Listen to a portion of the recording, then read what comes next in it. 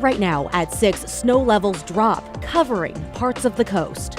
We've never experienced snow, so we had to stop and take pictures. What we're learning tonight about the threat of valley snow. Plus, 2 downtown stabbing suspects arrested at Portland's Lincoln High, who the district says let them inside. I had my back turned, but I heard a cop scream, get on the floor. You know, he had a pistol pulled out on like 2 kids.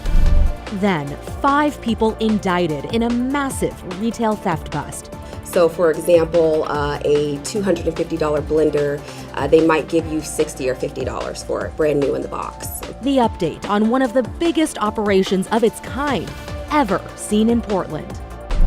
And later, when the boss, aka Bruce Springsteen, is set to return to the Rose City. But first at 6, we are tracking a weather impact alert after temperatures dropped overnight and some snow fell in the Coast Range.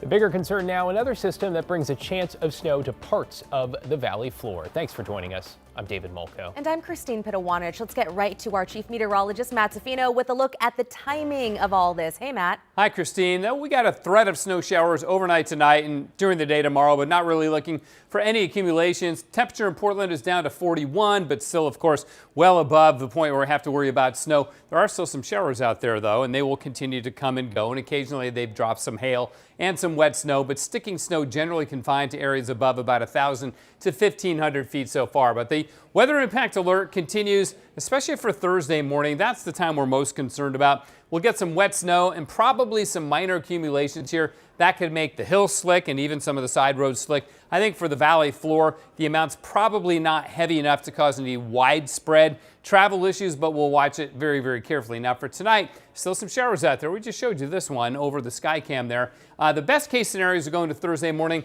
is that it's just a rain snow shower mix. There's no accumulation and zero impact at all. The worst case is this snow band becomes rather robust. We end up with 2 to 4 inches and all the roads get slick for a time. I think that's highly unlikely. The most likely case is anywhere from a dusting to about an inch in parts of the valley, probably or maybe the metro area, and it quickly melts during mid-morning. I'll show you the amounts forecast city by city in a bit, and we'll talk more about the details of this, guys. Sounds good. Thanks, Matt. Well, let's talk about the Coast Range now. One of the spots that saw a couple of inches overnight. Devin Haskins went to Clatsop County today to check on conditions, and he stopped for a little fun along the way. This entire parking lot earlier this morning completely covered in snow. Now, all melted away. On Highway 26, leading up to those higher elevations, snow was more off to the sides and a little bit in the center, but even that is all gone now. It is a snow day at the Sunset Rest Stop along Highway 26. Oh, what do you think, Ellie? Is this good snow? No, yeah. A wet snowpack making the perfect sledding hill and a good place to stop for Tony Perez and his kids. You're only little for so long, so you got to enjoy it, right? Highway 26 from atop the Coast Range had snow-covered shoulders but wet and clear roads. Those stopping at the rest stop coming from a dusting on the coast to a couple inches higher up. I like driving in it as long as there's nobody else around because I trust my vehicle. And I'm a snow person. Julia Johnson and her husband Stephen crossing the pass from Astoria. You can see the snowpack at the Astoria column completely covering the ground this morning. We probably got, definitely less than an inch, maybe half an inch. On our deck, yeah. On our deck. And it was pretty well gone by the time we left at 10 o'clock this morning. Snowfall has been a little scarce this year, to say the least. But even the smallest amount, like here in the Coast Range, will make any of us feel like a kid again. Oh, yeah. Yeah. Yeah. It was very hard not to grab some snow and throw it at her. For Marlon and Janae Gonzalez, who are from San Diego, the snow-covered hills and grounds... It took a lot at once, yeah. ...made for the perfect backdrop for his impromptu photo shoot. We were just here. We were heading over to Multnomah Falls, and we've never experienced snow, so we had to stop and take pictures.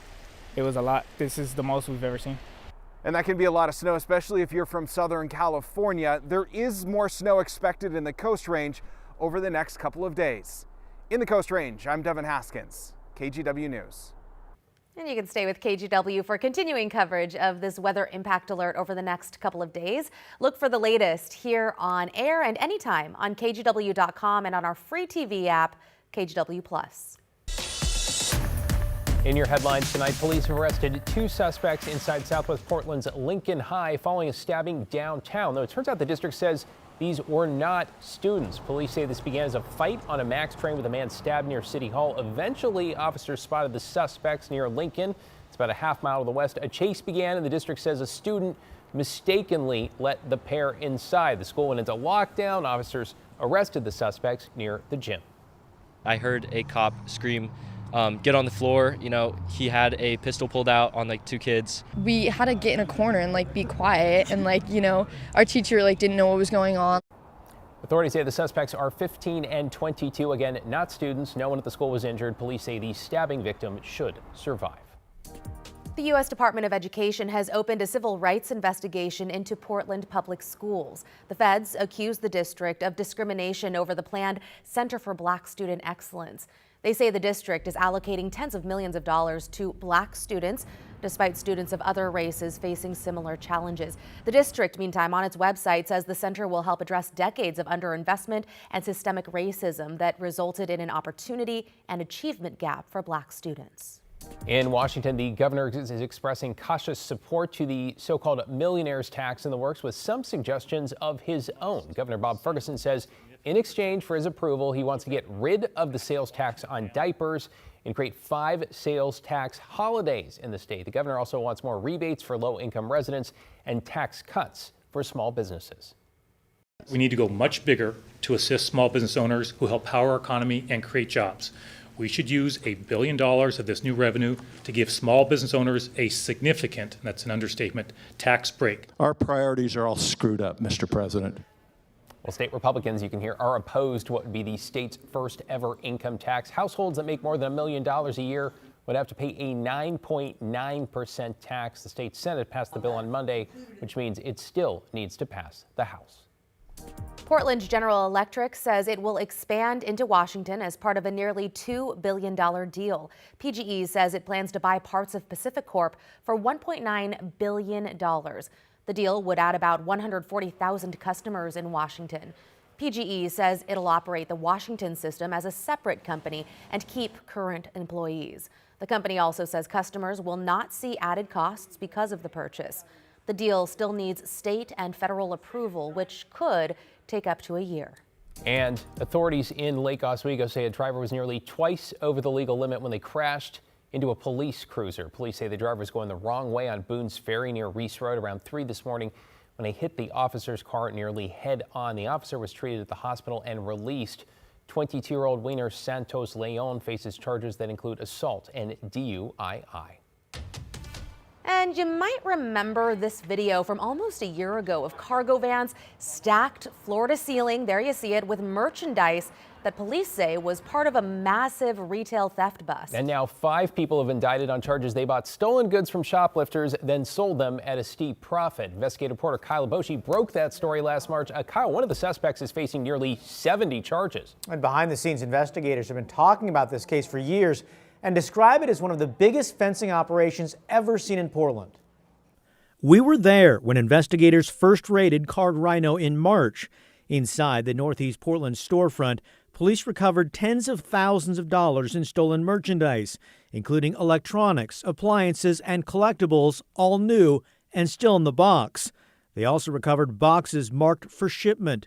Now, almost a year later, prosecutors say they indicted 5 people connected to the massive fencing operation. When we talk about dealing with organized retail theft, this was a major blow to a criminal operation. Here's how it worked. According to prosecutors, shoplifters looking for cash would steal merchandise from big box retailers, then bring it to Card Rhino.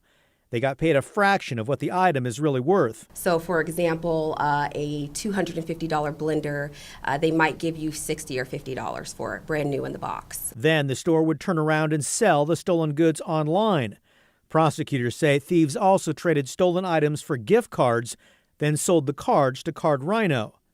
The operation had several accounts on eBay, and there appear to be thousands of transactions going back several years.